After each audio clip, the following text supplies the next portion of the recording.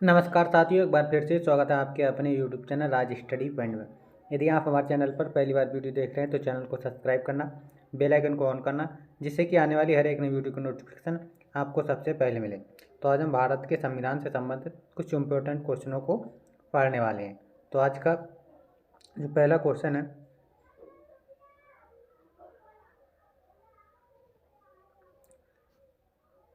भारत के संविधान में न्यायपालिका की स्वतंत्रता का प्रयोजन कहाँ से लिया गया है? अमेरिका से, आयरलैंड से, ब्रिटेन से या रूस से? तो इस क्वेश्चन का जो राइट आंसर है वह ऑप्शन नंबर ए करेक्ट है, यानी कि अमेरिका। यानी भारत के संविधान में जो न्यायपालिका की स्वतंत्रता का जो प्रयोजन है वह कहाँ से लिया गया है? तो वह अमेरिका से लिया गया है। तो इस प्रश्न का जो राइट आंसर है वह ऑप्शन नंबर ए करेक्ट है। ठीक, अगला प्रश्न है, भारत के संविधान में किस देश के संविधान से राष्ट्रपति पर महाभियोग लगाने का प्रावधान किया गया है? जापान से किया गया है, जर्मनी से, अमेरिका से या कनाडा से? तो इस प्रश्न का जो राइट आंसर है वह ऑप्शन नंबर सी है, यानी कि अमेरिका से। यानी भारत के संविधान में जो राष्ट्रपति पर महाभियोग लगाने का जो प्रावधान है वह अमेरिका के संविधान से लिया गया है। ठीक, अगला प्रश्न है, भारतीय संविधान में संसदात्मक शासन प्रणाली का विचार कहाँ से लिया गया है? जापान से, ब्रिटेन से, अमेरिका से या अफ्रीका से? तो इस प्रश्न का जो राइट आंसर है वह ऑप्शन नंबर बी करेक्ट है, यानी कि ब्रिटेन से। यानी भारतीय संविधान में संसदात्मक शासन प्रणाली का जो विचार है वह ब्रिटेन से लिए। संसदात्मक शासन प्रणाली का मतलब जो है इसमें लोकसभा और राज्यसभा दोनों का प्रावधान है। ठीक, अगला प्रश्न है, भारतीय संविधान में संशोधन की प्रक्रिया किस देश से ली गई है? जापान से, अमेरिका से, कनाडा से, अफ्रीका से? तो इस प्रश्न का जो राइट आंसर है वह ऑप्शन नंबर डी है, यानी कि ऑप्शन नंबर डी है, यानी कि अफ्रीका। यानी भारतीय संविधान में जो संशोधन की प्रक्रिया है वह अफ्रीका से ली गई है। ठीक, अगला प्रश्न है,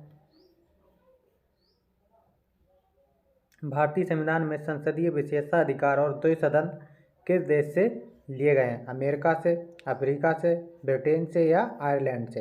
तो इस प्रश्न का जो राइट आंसर है वह ऑप्शन नंबर सी करेक्ट है, यानी कि ब्रिटेन से। यानी भारतीय संविधान में संसदीय विशेषाधिकार और द्वै सदन किस देश से लिए गए हैं? तो वह ब्रिटेन से लिए गए हैं। ठीक, अगला प्रश्न है,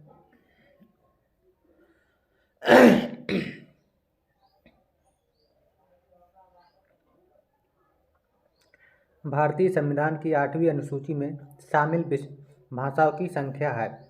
14 है, 15, 22 या 25? यानी भारतीय संविधान की जो 8वीं अनुसूची है उसमें जो भाषाओं की संख्या है तो वह कितनी है? वह 22 है। यानी ऑप्शन नंबर सी करेक्ट है। यानी जो भारतीय संविधान है उसमें जब भारत का संविधान जब लागू हुआ था तो उस समय जो संविधान में भाषा थी तो उस समय जो 14 भाषा थी, अब जो इसमें 22 भाषा हो गई हैं। ठीक, अगला प्रश्न है,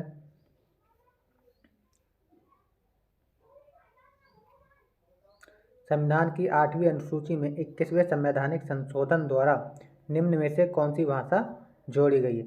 संस्कृत, सिंधी, भोजपुरी या कोंकणी? यानी संविधान की 8वीं अनुसूची में 21वें संविधान संशोधन 1967 के द्वारा सिंधी भाषा जोड़ी गई। तो इस प्रश्न का जो राइट आंसर है वह ऑप्शन नंबर बी करेक्ट है। यानी संविधान की 8वीं अनुसूची में 21वें संविधान संशोधन द्वारा सिंधी भाषा को 1967 में जोड़ा गया है। ठीक, अगला प्रश्न है, निम्नलिखित में से किस राज्य ने संस्कृत भाषा को राज्य की द्वितीय राजभाषा का दर्जा प्रदान किया है? उत्तर प्रदेश, बिहार, उत्तराखंड, दिल्ली? तो इस प्रश्न का जो राइट आंसर है वह ऑप्शन नंबर सी है, यानी कि उत्तराखंड। ठीक, अगला प्रश्न है, कौन सी भाषा हमारे संविधान की 8वीं अनुसूची में शामिल नहीं है? गुजराती, हिंदी, सिंधी, राजस्थानी? तो इस प्रश्न का जो राइट आंसर है वह ऑप्शन नंबर डी करेक्ट है, यानी कि राजस्थानी। यानी राजस्थानी भाषा हमारी संविधान की 8वीं अनुसूची में शामिल नहीं है। ठीक, अगला प्रश्न है,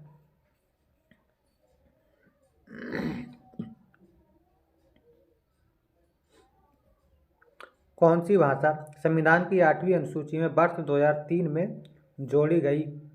कोंकणी, सिंधी, मणिपुरी या संथाली? तो इस प्रश्न का जो राइट आंसर है वह ऑप्शन नंबर डी है, यानी कि संथाली। यानी संथाली भाषा जो वर्ष 92वें संविधान संशोधन 2003 में जोड़ी गई थी। तो 92वें संविधान संशोधन में 4 भाषाएं जोड़ी गई थी, एक बोडो, एक डोंगरी, एक मैथिली और एक संथाली। इन 4 भाषाओं को 92वें संविधान संशोधन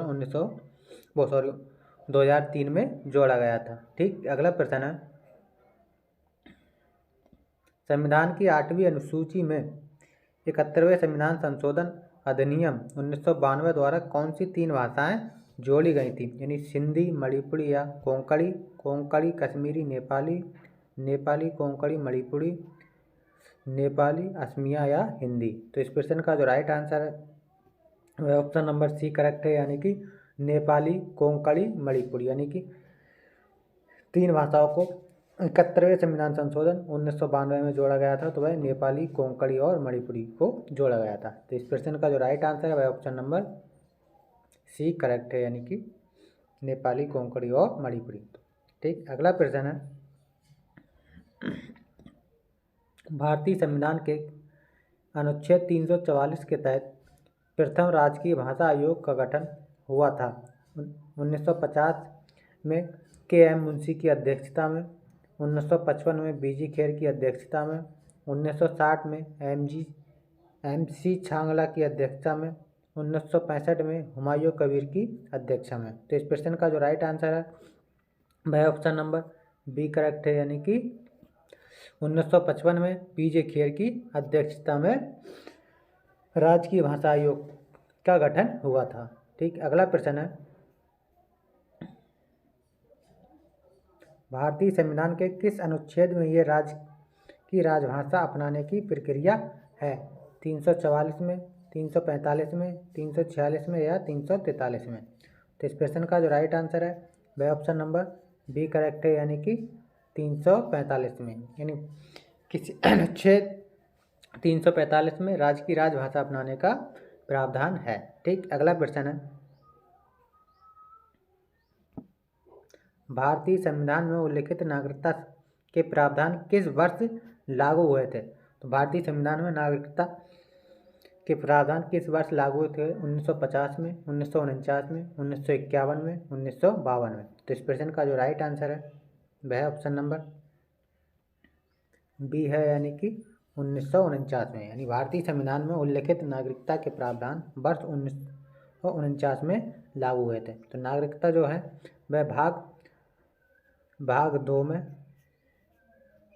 दो में है और कितने आर्टिकल हैं? यानी 5 से आर्टिकल 11 के बीच नागरिकता संबंधी प्रावधान बताए गए हैं।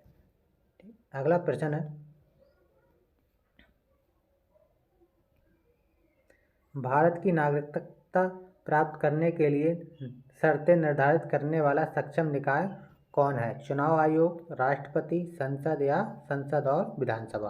तो इस प्रश्न का जो राइट आंसर है वह ऑप्शन नंबर सी है, यानी कि संसद। यानी भारत की नागरिकता प्राप्त करने के लिए शर्तें निर्धारित करने वाला सक्षम निकाय संसद है। अगला प्रश्न है,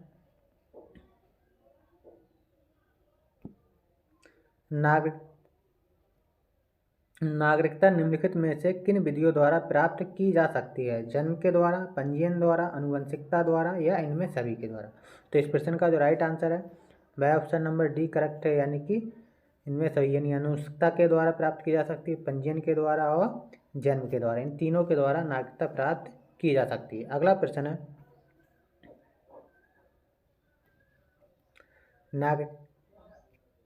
नागरिकता अधिनियम 1955 में कितनी बार संशोधन हो चुका है? 5 बार, 6 बार, 7 बार या 8 बार? तो इस प्रश्न का जो राइट आंसर है वह ऑप्शन नंबर बी है, यानी कि 6 बार। यानी नागरिकता अधिनियम 1955 में 6 बार संशोधन हो चुका है। तो इस प्रश्न का जो राइट आंसर है वह ऑप्शन नंबर बी करेक्ट है। अगला प्रश्न है, नागरिकता संशोधन बिल 2019 किस प्रकार का विधेयक है?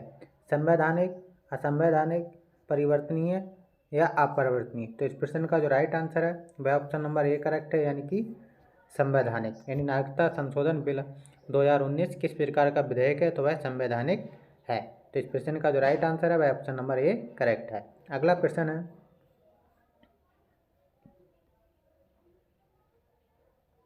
आंध्र प्रदेश एक भाषाई राज्य के रूप में गठित किया गया 1950 में, 1953 में, 1956 में, 1961 में? तो इस प्रश्न का जो राइट आंसर है वह ऑप्शन नंबर बी है, यानी कि 1953 में। यानी आंध्र प्रदेश भाषाई आधार पर गठा पहला राज्य 1953 में किया गया था। अगला प्रश्न है, भारतीय संविधान निम्न में से कौन सी नागरिकता प्रदान करता है? दोहरी नागरिकता, एकल नागरिकता, उपरोक्त दोनों या उपरोक्त में से कोई नहीं? तो इस प्रश्न का जो राइट आंसर है वह ऑप्शन नंबर बी है, यानी कि एकल नागरिकता। यानी भारत का संविधान है वह एकल नागरिकता प्रदान करता है। ठीक। अगला प्रश्न है,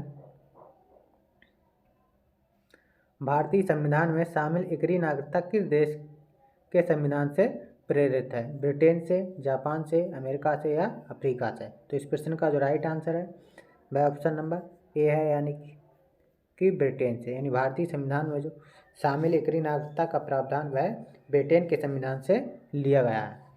अगला प्रश्न है,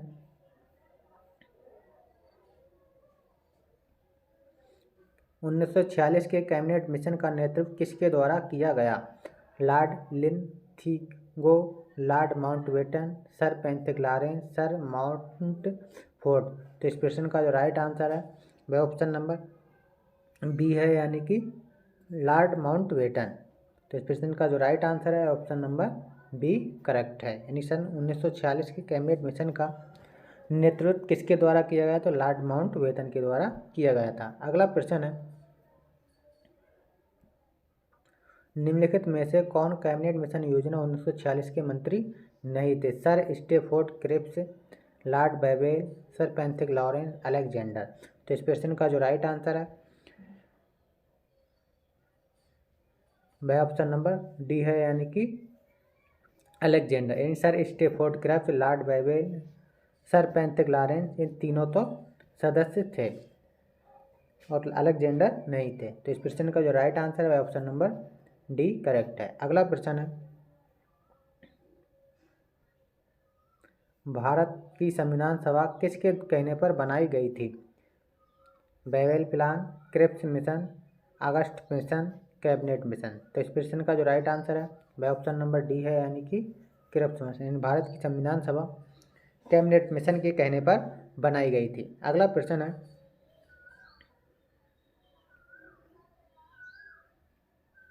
भारतीय संविधान सभा किस वर्ष स्थापित हुई थी? 1940 में, 1946 में, 1947 में, 1950 में? तो इस प्रश्न का जो राइट आंसर है वह ऑप्शन नंबर बी करेक्ट है, यानी 1946 में। यानी भारतीय संविधान सभा 1946 में स्थापित हुई थी। अगला प्रश्न है, संविधान सभा में सदस्यों की कुल संख्या 389 थी, जिसमें से रियासतों के प्रतिनिधि थे 93, 102, 109 या 84? तो इस प्रश्न का जो राइट आंसर है वह ऑप्शन नंबर ए है, यानी कि 93।